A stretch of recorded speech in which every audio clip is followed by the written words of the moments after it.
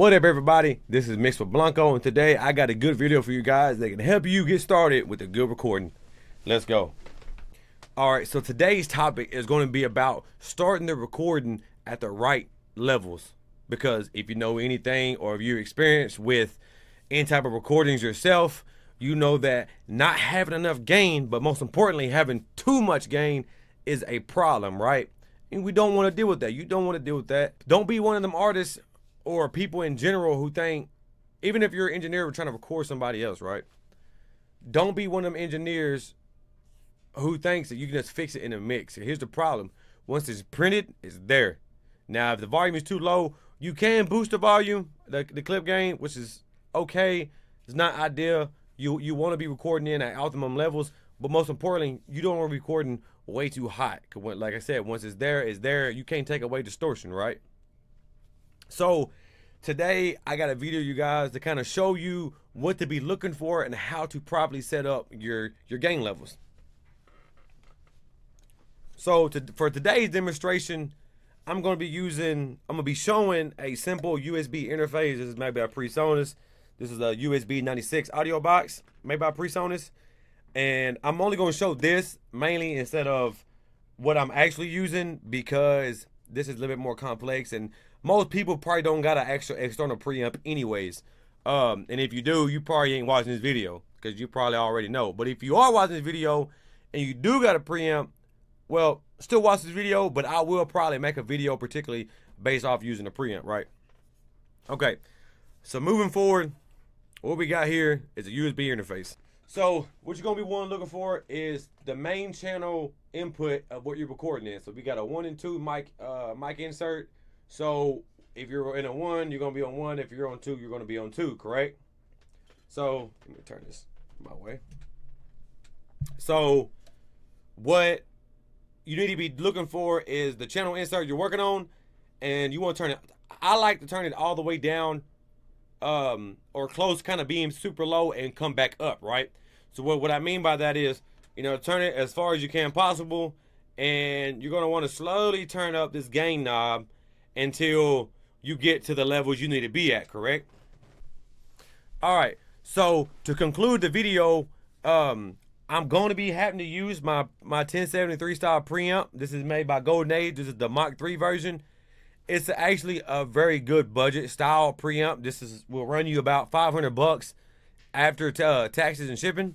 But it's going to be basically the same thing. Just keep in mind, I got 2 knobs compared to this 1. But what these 2s are doing is basically what the same thing this 1 knob is doing, except for I have more control, more flexibility over overall volume, right? All right, so now that we are in Pro Tools, you can see my session. And what you're going to see here is my record tracks. Now, I use a record mono track that runs into a bus track. That's not something you necessarily got to worry about right now. That's more of a kind of a little bit more advanced thing, a different technique.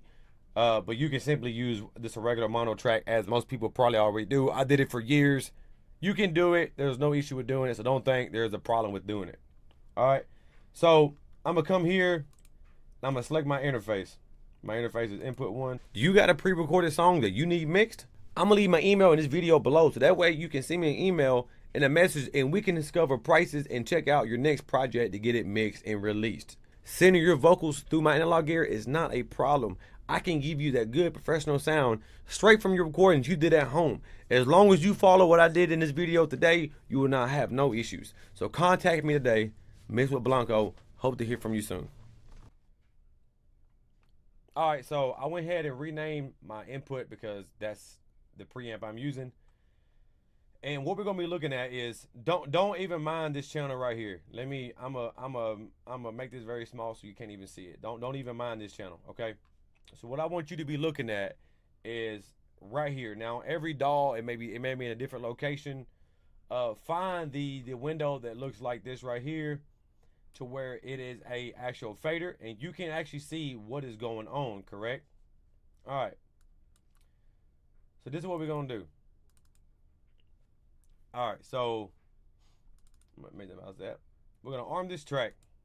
We arm this track. Now you're seeing my levels come up, right? So let's take into play. Just imagine if this was turned all the way down, right? And I tell you what, this is what I'm gonna do. I'm gonna turn my levels all the way down, so you're gonna stop hearing me for a split second. Then I'm gonna boost my gain back up. But what I'm gonna be doing is demonstrating how to start from the bottom up and watch the levels, right? So what you're gonna do, don't just talk into the microphone. Actually, if you're recording somebody else, make sure they're performing it how they will perform it, just for a couple minutes to kind of get the level set. Don't do like a check 1 2. That's not the same, because you're not gonna be just in that one tone the entire time you're recording. Most people are pretty dynamic, whether it's rapping or it's singing or whatever the case may be, and a check 1 2 or a yeah isn't enough to demonstrate proper level check, right? So I'm gonna turn this down.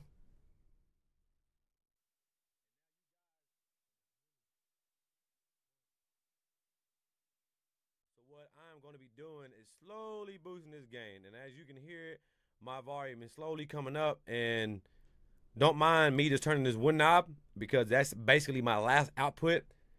I'm gonna boost this one up too. So right now, if you're looking, my main levels are really around, it's really not getting no higher than 20, right? So optimum levels is, my sweet spot is in between 10 to 15. Most studios like the 12 to 15. I know some people that like to get around 9.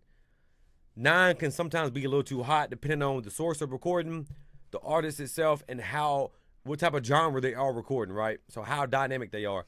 Because you don't want the lowest point at 9. If anything, you would want to find the loudest part of the song where they're performing and do that one section and set your gain levels, right?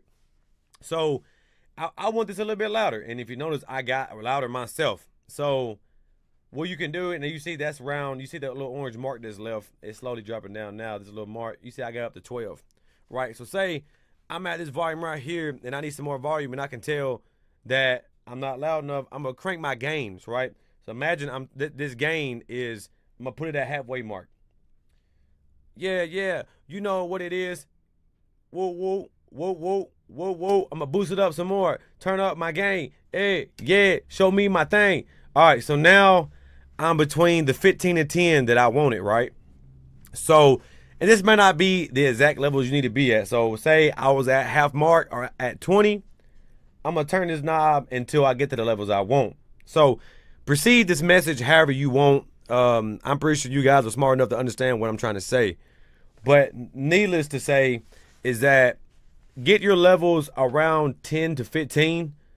If they're at around 20, you know, on some areas, that's fine. That's where compressors, and actually you'll want to go through and automate and clip gain, you know, the song itself, or the whatever the recording is, and get kind of everything around the same levels, right? So I'm gonna hit record. I'm gonna record me a little something, right? Pocket for the blue cheddar. Bitch walked in and she knew better. Done let the new better. Yeah. All right, so we're looking at that, and I'm gonna play it back. So obviously I didn't put words the entire time. That was part of a verse I did for a different song. And don't worry about how big the waveforms are. I got my stuff kind of zoomed in.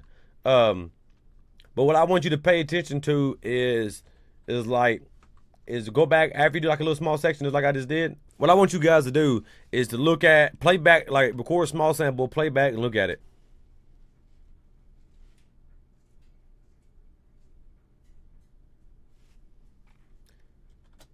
So if you notice, the loudest part of that was around 10. I got right there at optimum levels that I really wanted to be at, right?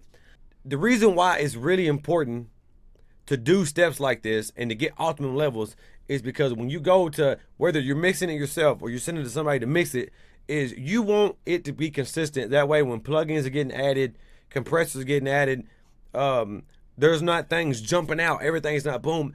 The compressors ain't working overly hard, which can cause problems in the mix and whatnot. Just know that this is the first setup to getting a song to be successful. If you can get good, clean, consistent vocals coming in, you're already on the track to success. So with all that being said, my name is Blanco, aka Mix with Blanco, and this is it for the day.